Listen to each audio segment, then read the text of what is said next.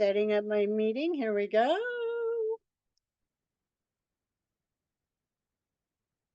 I don't have to do anything else before I open up. All right, here we go. We're going to go ahead and open up and let everyone in. So excited to have everyone here. Got that doorbell going on my end to let people in here. Everybody's excited. Oh my gosh, Louise. Hi, Dave. Hi. Oh, it's wonderful. Hey, Jeremiah. Hello. Happy Sheila. Oh my 2025. God. It's wonderful to kick off our 2025 and see everybody. I love it. All right. So I got a couple more people, but we're going to let in. Ah, Emily Hines. Ah, we know that name, don't we? With influential drones, right? All right. Still going to let in a couple more people. Thank you so much for joining us today. It's so good to see everyone kicking off our 2025. And it's exciting because we are making some changes. We have gone to LinkedIn Live. So this is broadcasting on LinkedIn as well. And I'm going to let Parker in to see him. So I know everyone is here because of our spotlight speaker. So I do want to just kind of segue over right away. And oh, I just saw Frank pop in. Hi, Frank. Good to see you. Happy 2025. Still got a couple more people that we're going to let in. And so it's good to make sure that we allow people the time to log in because I know they're not setting their watch to my coffee connection, but pretty close to it, I'm sure. Uh, all right. With that, I am actually going to jump right over and talk about our spotlight speaker for today because I know that's really why everyone is here. And exciting news, want to hear from him. We are going to have he's going to share a presentation. So we'll have the Q&A hold off until the end. And that way he can just kind of share all of his information. So I'm super excited to have Dave Krause here with us today. He is the president and the co-founder of Influential Drones. They were established in 2017, and the company provides aerial service and also some consulting. So you want to reach out to them. I'll give you a link in a little bit. Dave is also the lead representative, Fast Team lead, and Drone Pro is Philadelphia. So we're super excited to have him here. We know he's here to talk about the New Jersey drone sightings and the impact that it's had on our industry. So excited to have you here, Dave. I am going to just segue over to you. If you could tell us a little bit more about yourself and the insights that you have. I'm super excited for you taking your time and sharing with us. I'm going to make you spotlight for everyone as well. All right. Thanks, Desi. I appreciate the introduction. Hi, everyone. A lot of familiar faces, especially Sharon over here. It's great to see you again. Dave Messina, and there's actually a lot of people here that I notice. So it's good to see everybody. Frank, you as well. It's a new year, and there's a lot of things that have to be discussed to grow the industry forward. And I'm going to touch upon the New Jersey mystery drones, we want to call it that. But given the sensitivity of the topic, I'm gonna dip my toe in, but I'm not gonna jump in head first. And I hope a lot of you guys understand that since we're dealing with a live stream, we need to be respectful of just everybody's opinions and whatnot. You'll understand why when I start diving in. I have a presentation that we're going to end up going into, and it's going to guide us through my thought process and the way things were going. Give you a little background on Influential Drones. When we created the company back in 2017, the intention was to do what everybody else was dreaming of doing. We wanted to go out, fly drones, have fun, and make lots of money. And I think that's the American drone dream. But the reality is, we were uh, we were one of the early adopters into the industry, and in this area of New Jersey, we couldn't just put a drone up as easily because we didn't have the public acceptance that we needed. So those of you that know my involvement in the industry understand that I am the lead drone pro for the region. I'm actually also the lead representative for the region with the FAST program. And we're also the industry members in cooperation with Pilot Institute, who is the other industry member for drones. And we go around providing education and trying to get the industry the support it needs to move forward and grow. And in the mystery drone sighting in November helped and hurt the industry, depending on how you want to look at it. And I'll explain to you why right now. So um, we'll give a second. We got Diana Robinson jumping in. Yeah, I saw that. So we're gonna give it a And I minute. just saw that you joined. I'm going to be on my best behavior, I promise. Maybe. That's why I joined. I thought, oh, I have some time. I'm usually always busy. And I see other friends. Hey, Laquata. Oh, wow, this is exciting. But when I saw your name, it's like I am jumping in. I gotta see my friend Dave. Well, it's good to see you. Happy New Year. As I had mentioned to the group, and for those of you who don't know, Diana's with the FAA, so we all got to be on our best behavior and put lots of smiles on. But she is a huge advocate for the FAST program and providing education on workforce development training. And what I had shared with the group, Diana, is I'm gonna peel back the onion, but not jump in head first, and we'll talk about what happened here in New Jersey. So with that, I'm going to share my screen. And give me 1 second to make sure everything's working. And we're also going to make sure we share audio because I got a little bit of a video to play. And Desi, can you just confirm that you see? Right now, I'm seeing the slide deck on the side as well. Okay, then I shared the wrong screen. Let's give us 1 more second. Believe it or not, I actually used to be a software architect for IBM. I'm a little bit stale as a developer, so sometimes I share the wrong screen. But I can get pretty technical, down and dirty if I have to. How about that? Did I get the right one? Perfect. Yes. Awesome. Thumbs up to you too, Dave. So, we're going to kick this off just giving a quick introduction about myself. Again, my name is Dave Krause, co-own Influential Drones, and we are moving to see if I can hit space bar and get this running here. Nope. What's going on here? Technical difficulties. We'll try one more time. I wouldn't be as embarrassed except for the fact that we're live streaming here. So sorry, everybody. Let's try that one more time. How about that?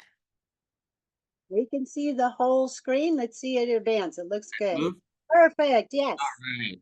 Okay, so again, my name is Dave Krause. Here's a basic introduction on myself. As you can see, I'm pretty heavily involved in the industry. And what's most noticeable or what I'm most proud of is actually the relationship that we have with the FAA. And the reason being is because it's all about volunteering, giving back, and learning. The other work that I'm doing in the advisory capacities are mentioned in the lower portions. Some of you know me as being heavily involved with the National Institute of Standards and Technology. That actually has evolved. As of last year, we are now a collaboration facility recognized by NIST.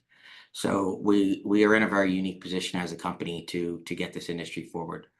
At the top, you can see I'm the president of the company. We also work with products as well as reselling them and do consulting and training. Do a lot with the Airborne Public Safety Association and the FAA test sites. So you guys all chimed in to hear about the New Jersey drone sighting. Essentially, what happened is in November 2024 to December 2024, a little bit leaning over into 2025, but not much. There was a series of nighttime sightings that essentially was reports of drones flying in the airspace. These were not things that were reported as being small. They were the size of vehicles, and it was a little bit difficult at the time for people to get pictures. So, we only know what we know from what we share publicly. As a result of everything that was happening, the FAA responded by issuing TFRs. The TFRs are currently active at this moment here in New Jersey. They are around critical infrastructure, which is, example would be a power plant or a substation. And most of them are set to expire. I'm going to say around January 17th. Some of them will extend slightly further. It wouldn't surprise me if we see them last longer than that. For those of you that are familiar with TFRs, we do still have the ability of flying in them. We just have to produce an SO, say that we have a reason of being there. But essentially, the airspace is otherwise locked out up to 400 feet. So it's funny. I've had conversations with some of my manned aircraft friends that saw the TFR when they were on the ground, and then they got the airplane up in the air and they disappeared. Well, great example is it doesn't when they're airborne, but it does to us for drones because we all need to be flying 400 feet or less. Mention of flying safe always. Went outside to prove my point, and this is over my house right now. What is that?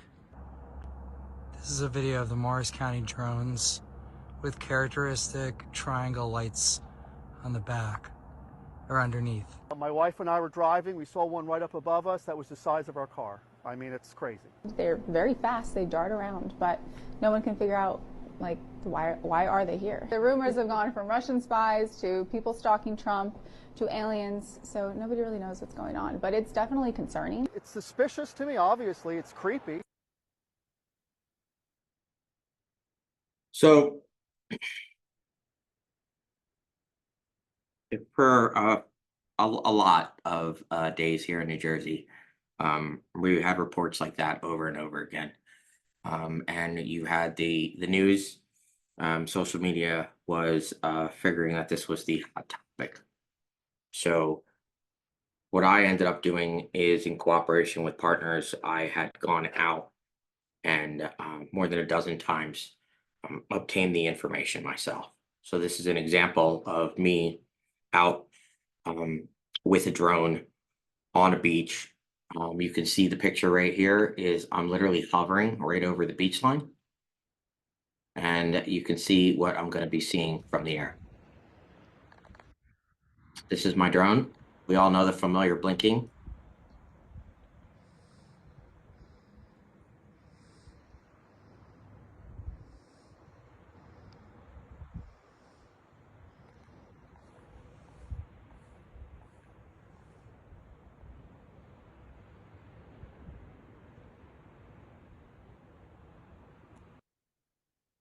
So the first thing I'd like to kind of highlight is the fact that I purposely flew, in that case, it would be an Alto Robotics, it was a Max 4N.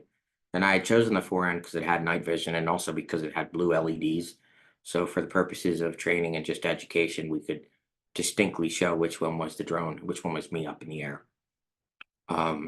In that instance, I was flying about 150 feet, close to 150 feet away.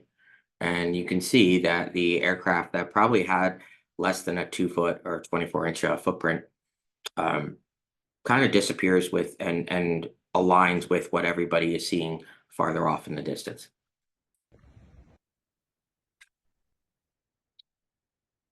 The FBI and the DHS had issued a statement. Influential Drones had issued a statement. And we chose to issue a statement because literally by the day we were getting phone calls and emails from news networks. And we felt that it was inappropriate for us to potentially get on the news if we couldn't control the message.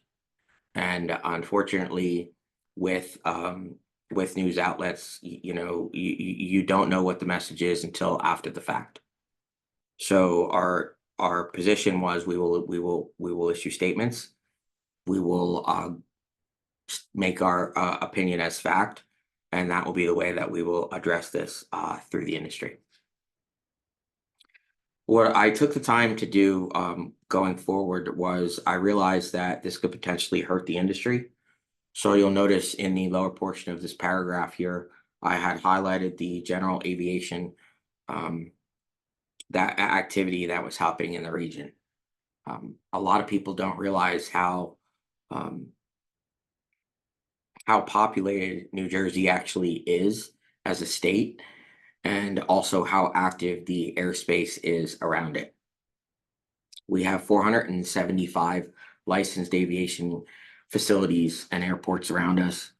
You have international airports within our area. Philadelphia is literally across the waterway, as well as Northeast Philadelphia. I mentioned JFK. I completely forgot about LaGuardia, and then there's Wilmington, and then you have McGuire Air Force Base and Dover, Delaware Air Force Base, all within our close proximity. So there's a heck of a lot of air traffic in our region. And Newark. Yep, Newark as well. Flown out of Newark quite often. I'm surprised I forgot that one too. So what you're looking at is actually a one of the first sightings that I had been involved in, and it was a report that quite often came out that was, you know, drones over drones, or things that were hovering in place for extended periods of time. Now, bear in mind that I have a pretty strong background and a lot of colleagues in the aviation space. This includes military pilots, people who are flying manned aircraft as well as unmanned aircraft. We have friends that are flight instructors. In fact, the first co-owner of Influential Drones, who I created the company with, was Stephen Davis, who had a multi-engine license. So we used to fly all the time. And now even the new owner of Influential Drones, my partner for about 3 years now, Emily Hines, she even has a private pilot's license and a skydiver background as well. So, you know, all of us have a manned aviation experience. We have those relationships. We know what it is we were seeing, and we know how to read charts. We know how to look at everything that's happening because we're used to flight planning and accordingly. So what it actually was that you are seeing here is two aircraft that are running seemingly in parallel, one above each other. And in that instance, the aircraft that we had looked at is two commercial airliners that, believe it or not, are two different sizes. So the one that was flying at 11,300 feet was Boeing 738. It's about 129 feet long with a 12-foot fuselage. And the one that was above it, give me a minute to change my slide here. The one that was above it was a larger aircraft that was close to 90 feet longer and actually 6 feet wider in, you know, around it. And that one, believe it or not, was flying at 39,000 feet. But yet, if you look at the picture, it looked like they were literally right on top of each other, and they were the same size.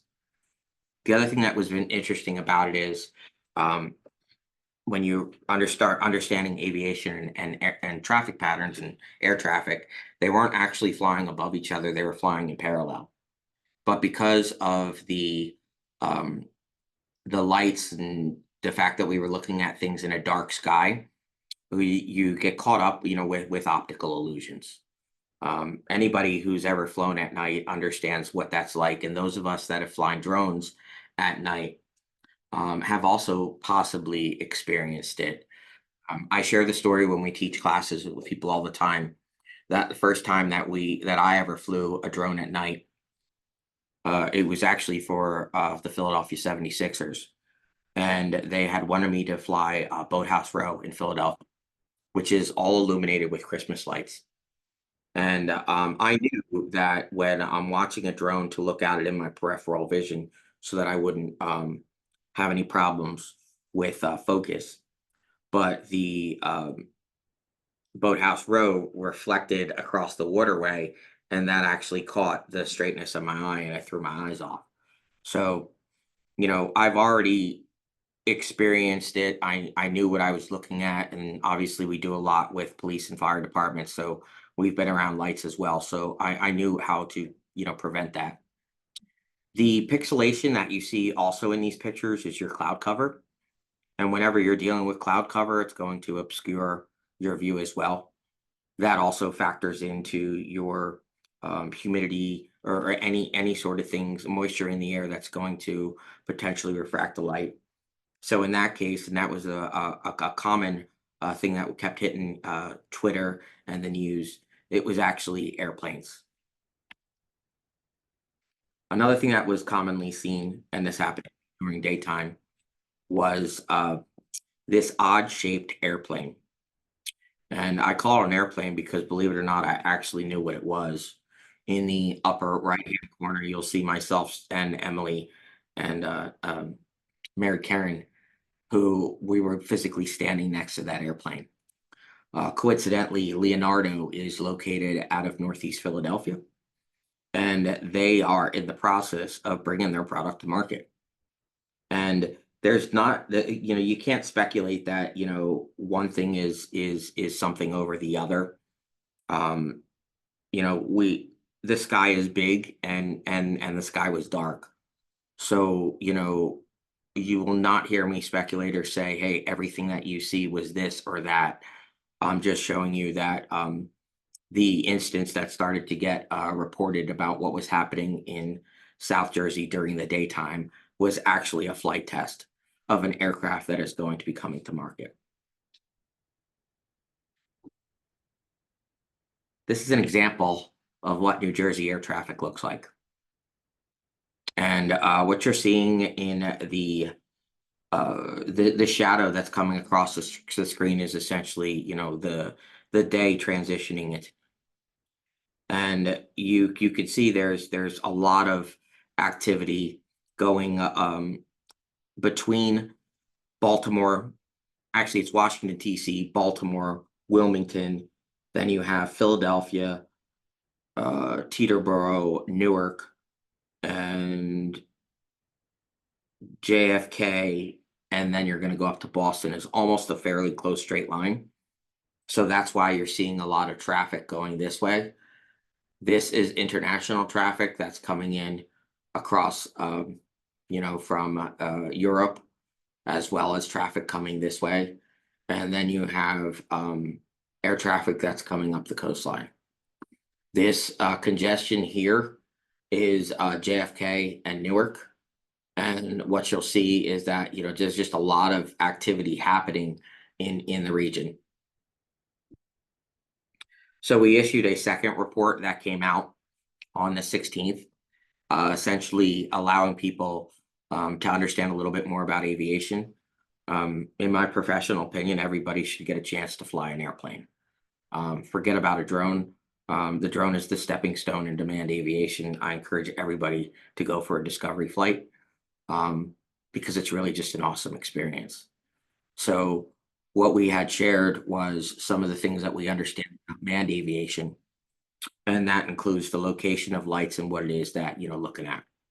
Again, we didn't take the position of what was out there and what was flying around was or was not a drone.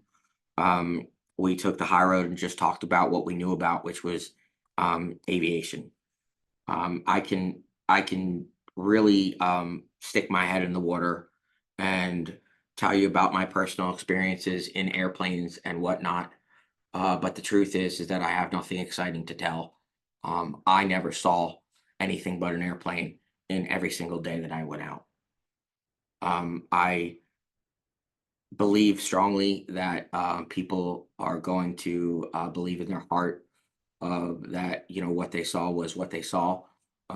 We at Influential Drones are not going to challenge anybody on their opinions.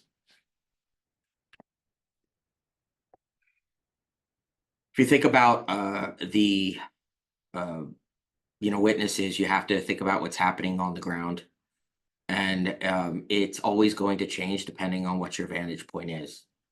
So something that is at night is going to be quickly moving. It's going to be in alignment, perhaps with other objects. They may or may not have lights. They could have different colors. You know, when your eyes are going to start playing tricks on you after a while, including colors are going to disappear if you're staring and focusing too long. Due to cloud cover, you're going to get irregular shapes. Objects are going to disappear while they're moving. They're going to come in and out. They could fade, they could flash. You know, so all we did is just provide some guidance.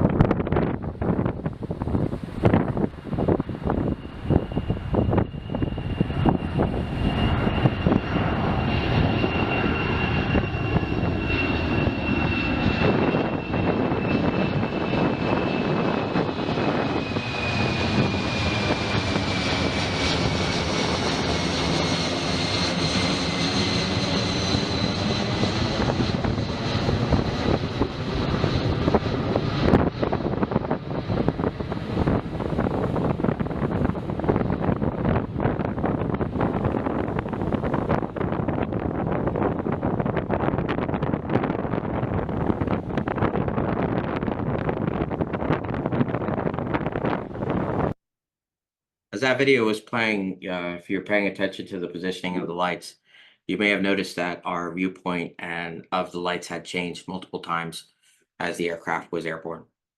You were able to see the colors on the left and right side of the wing. You were able to see the forward-facing lights and the lights on the nose wheel because the landing gear was down. When the aircraft flew overhead, we lost sight of the front-facing light, and we got to see the light on the underside of the belly. And as the aircraft passed behind us and we turned around and looked at it, we lost the ability of seeing those two colored lights and instead saw the rear portion of the aircraft, its wing lights, which were white on the back. Additionally, at one point in time, we also saw the tail light, which was the red light up at the top. And now we close with this picture here, which shows a glimpse or a sliver of something as well. I share this to simply illustrate the fact that depending on what your perspective is when you're looking at something, it's going to change. It's no different than looking at a car that's driving towards you and seeing its headlights and then seeing its brake lights or its tail lights when it's driving away. Objects are going to change as they're in motion. So here's some examples of helicopters, what they look like when they're in flight. Here's some examples of commercial aviation also when they're airborne. In my research, I found this amazing psychological thing that is actually called motivated perception. Essentially, what that means is that if we're following the news networks, the news is going to always tell us, you know, hey, there's drones flying outside. So if I go and call Desi up on the phone right now and I say, Desi, Southern California, there's a slew of something flying above you, then this phenomenon, which is called motivated perception, is essentially going to inspire Desi to go outside and she's going to look for something that's in the air. And whether or not it's something that she knows to be true or not to be something, because I have motivated her point of view, she's actually going to lean towards it being what I tell her it is. And you know, I found that fascinating in and of itself until I realized that there was actually more scientific information backing that. And for the life of me, I still can't figure out how to pronounce the first one or the second one. You guys can read it yourselves. But the first paragraph is one phenomenon, which essentially is something that happens in our brains where we start looking at and seeing patterns.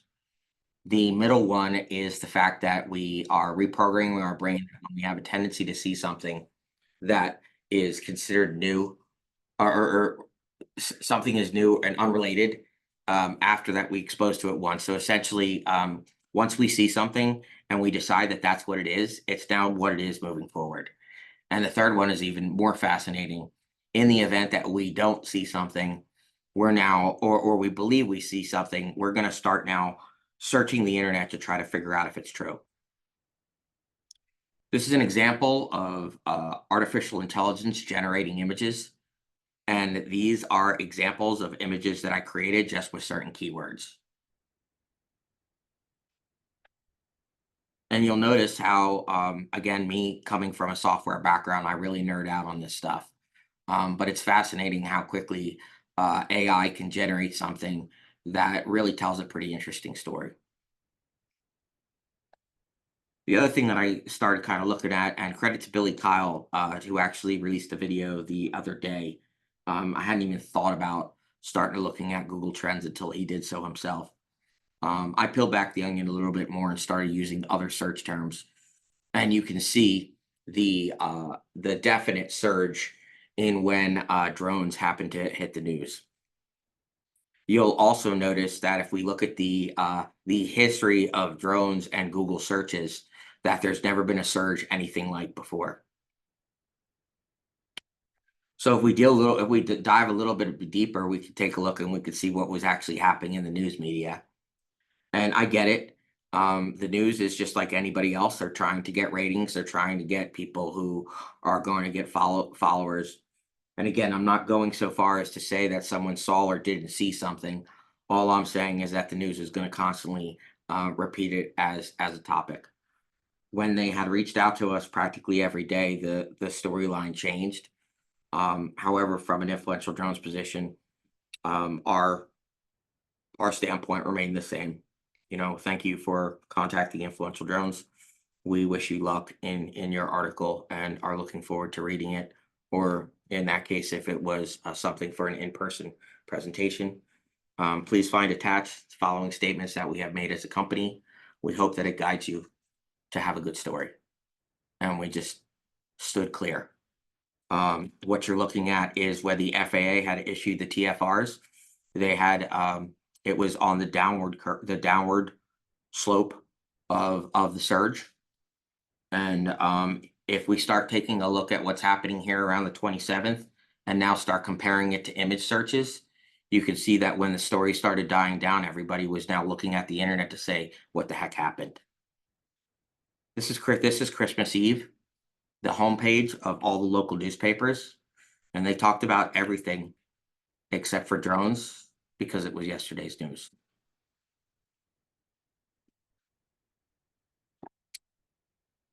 So that's all I got.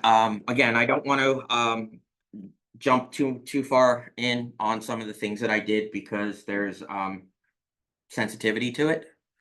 But I believe that the information that I shared allows everybody to render their own opinions. Again, at Influential Drones, we firmly believe that people have a right to their opinions. And it is of no place of ours to tell somebody if they're right or wrong, or if they saw something that we did not see ourselves. But as the industry members and also as FAA safety team representatives, we have an interest in promoting the safety of our national airspace.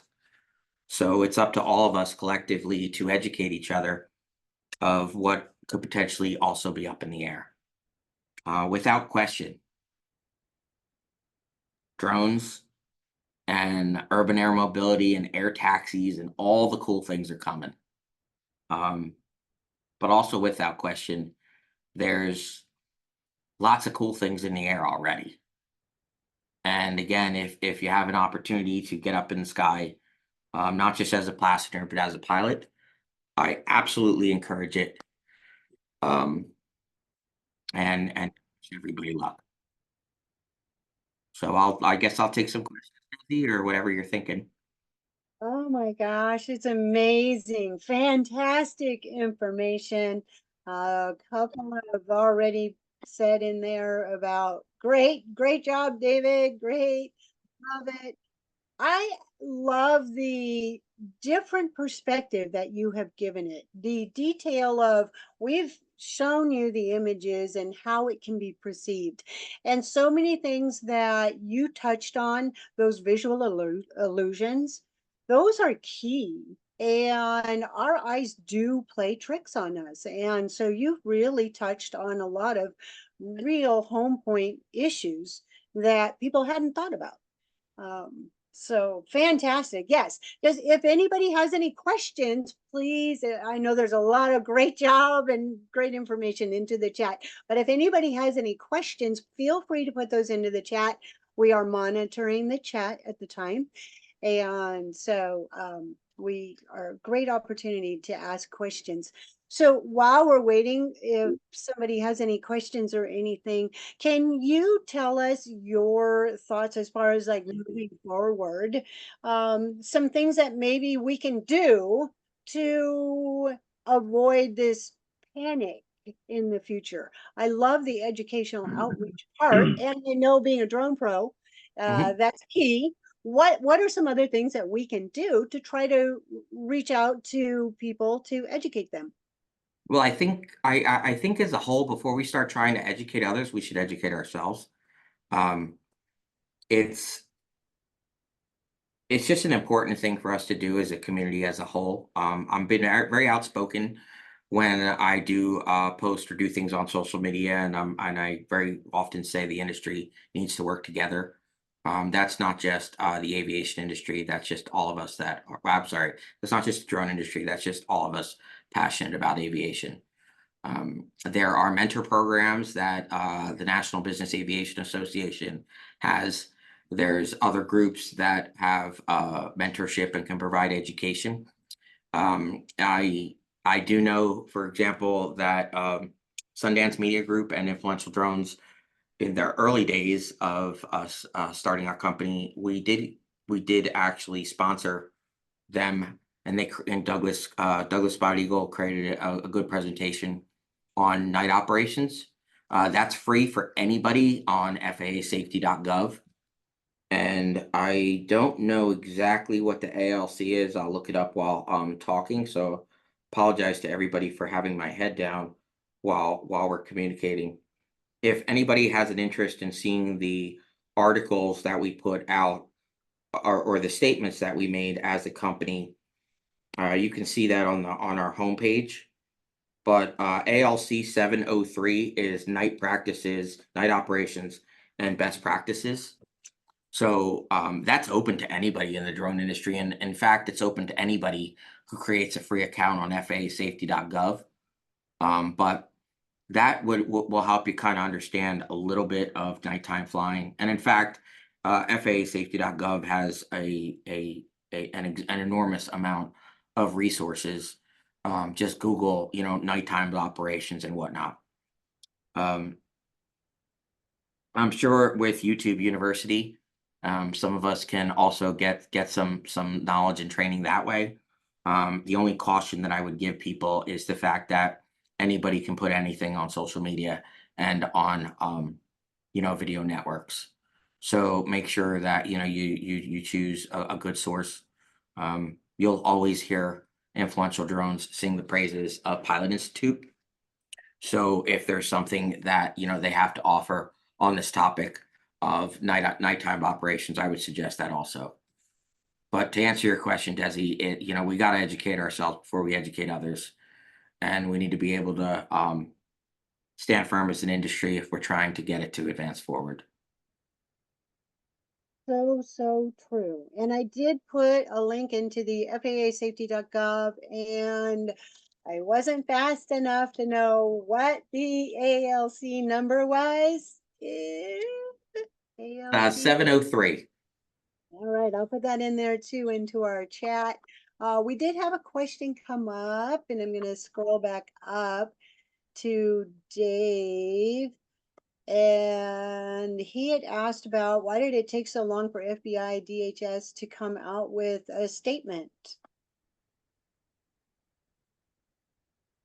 Any thoughts or insights or anything to share maybe? In fairness to all parties involved, it's not fair for me to speculate. Again, I think it would fall back to what I had mentioned before. I'm not saying that there was or wasn't something in New Jersey. What I am saying is what I personally saw was what I was able to identify and see. Um, and when you're dealing with a night sky, when you're dealing with dark space, you know, I mean, think about it. If I go and stand and I'm on the ground and I look around 360 degrees, how much can I actually see that is, you know, the vast world that is actually airspace. So I would guess that the reason why people gave pause is because the right thing to do is give pause. You have to, in fairness, um give everything the benefit of the doubt and an equal thing to look at. So perhaps people were of the opinion that, you know, you say the right thing the right time, one time, instead of potentially putting your foot in your mouth and having to retract it. So that would be my guess. Yes. And it makes perfect sense too, and put it out there right the first time. Um, so as far as some of the technology, you showed quite a bit of technology when, besides taking your cell phone out and actually filming, but you showed quite a bit of technology that was used to maybe identify some of this moving forward, and some of the things we may be familiar with, but maybe can you share with us some of the insights as to how you gained this knowledge? Uh, yeah, I can share some of it. Some. Okay. Um, I had night vision, I had thermal imagers, I had RF sensors, I had remote ID sensors,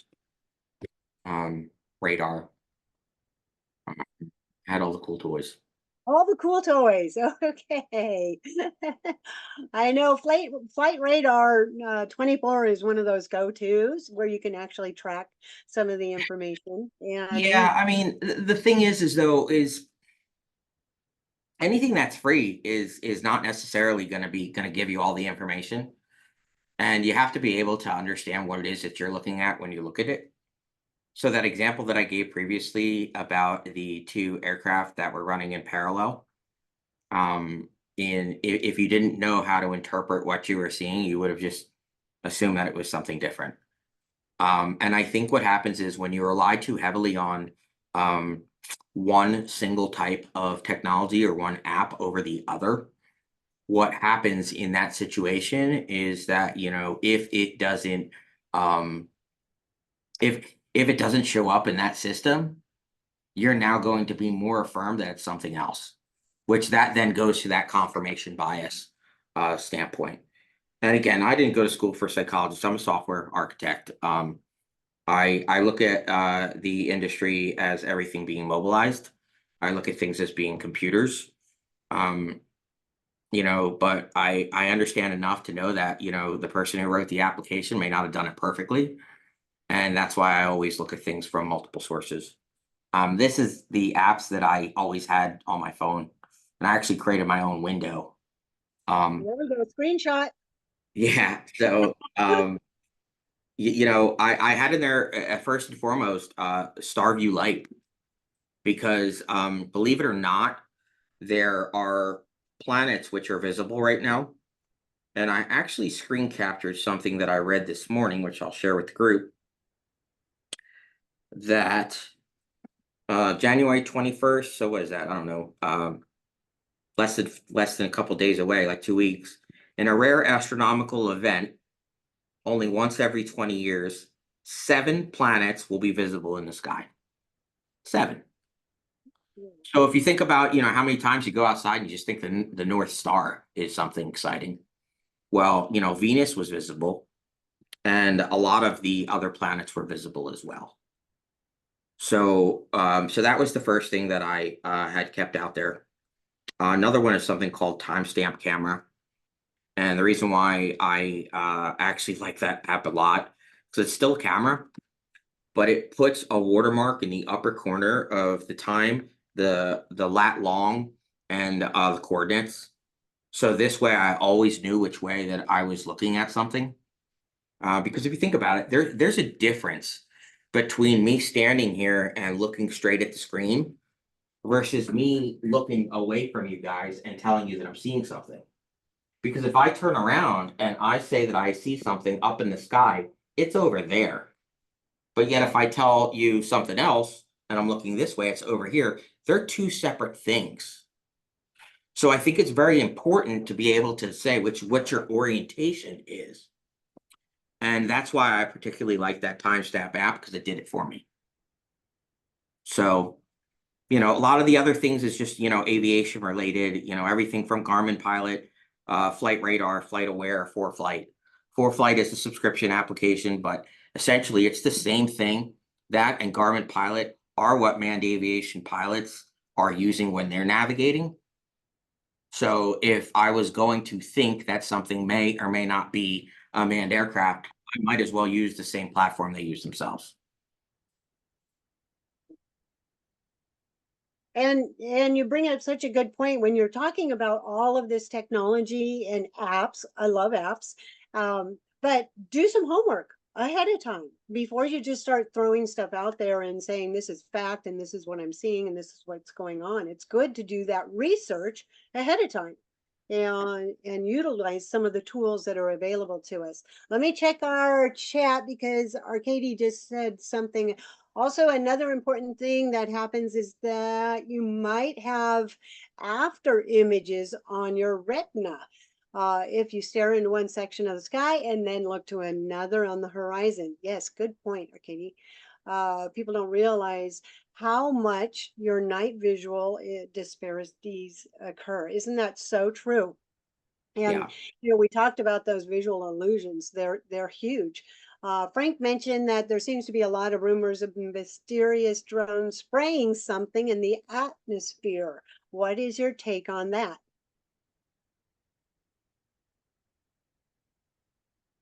Um, I don't have a take on it. And the reason why I don't is because I just don't. Um, Influential Drones was the first in the state of New Jersey to have a Part 137 license. And in order for us to do that, we had to go through a series of EPA licenses as well.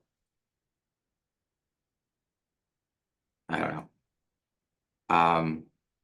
Again, it's very hard to have this conversation with everybody because I don't want to say what people may or may not have seen as true. I want to believe everybody that says everything. That's just the type of person I am.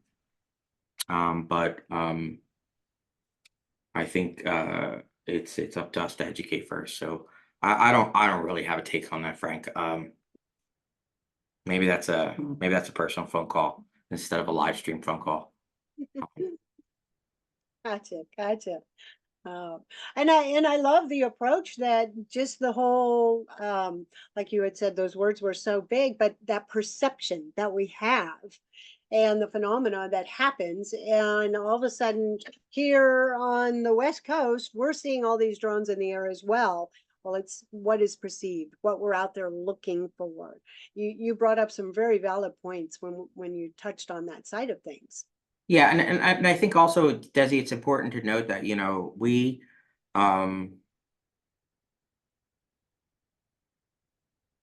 shouldn't be naive to the fact of what's happening overseas is impacting the drone industry. But I think if you're going to give anything focus and attention, you need to rule out false positives or false reports. So that's why I'm being careful with my words, because there's always the possibility of anything. But yeah, can see things anywhere in the world. All you gotta do is look up. There's things flying around us at all times, including birds. Someone put on a YouTube video of a bird with lights on it. I don't know where that came about.